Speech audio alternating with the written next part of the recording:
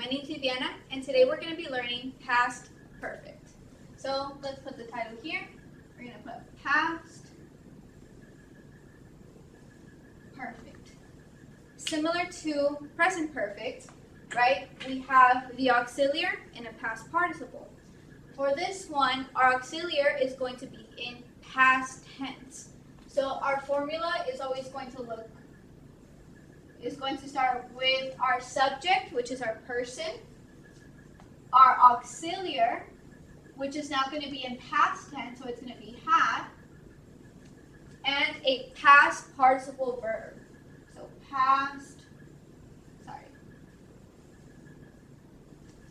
and a past participle verb.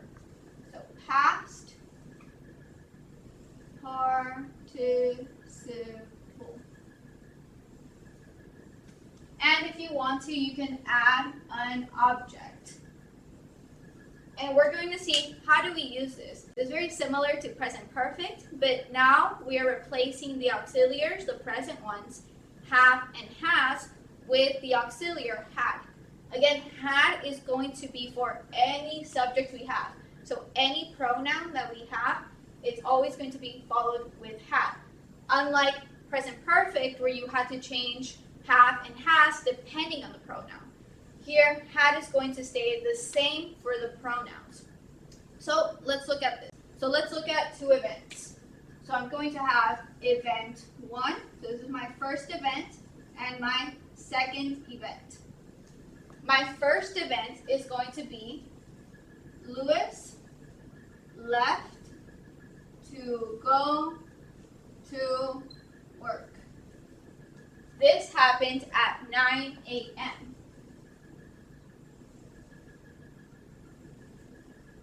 At 9 a.m.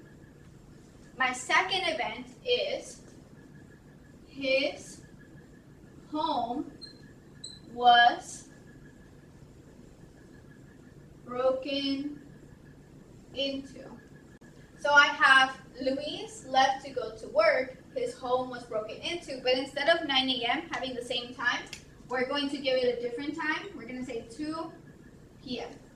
So we have an event that started in the morning and then an event that was in the afternoon. We're going to connect these two clauses with past perfect, but only one event is affected by past perfect, and that's always going to be your first event. So let's say I just have to focus on the time of my events, the time of my clause. The clause that started or was in the beginning is always going to be affected by my past perfect, never my second event. So let's change this using past perfect. It's a positive statement, and we're going to put the person, Luis. Luis, and now our auxiliary. Had. This is already in past participle, so we're going to use left.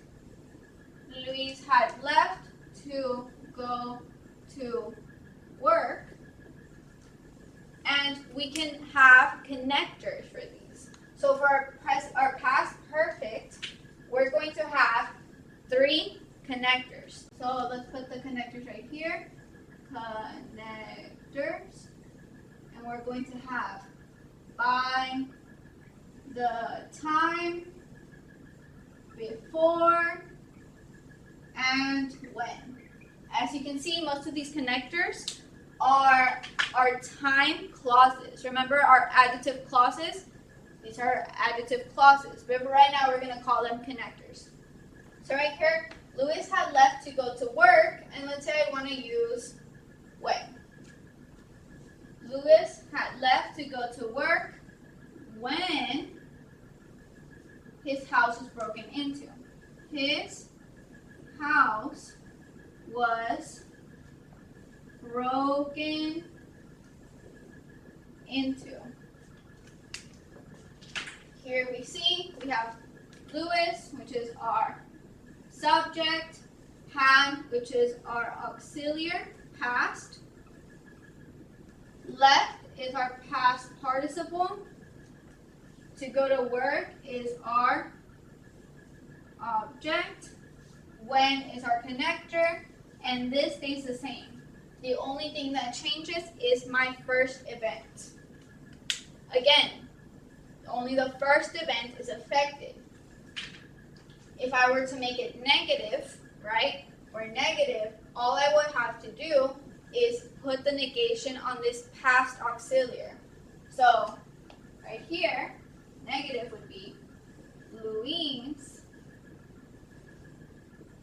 hadn't left to go to work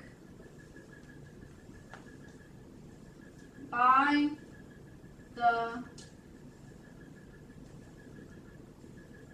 time his house was broken into.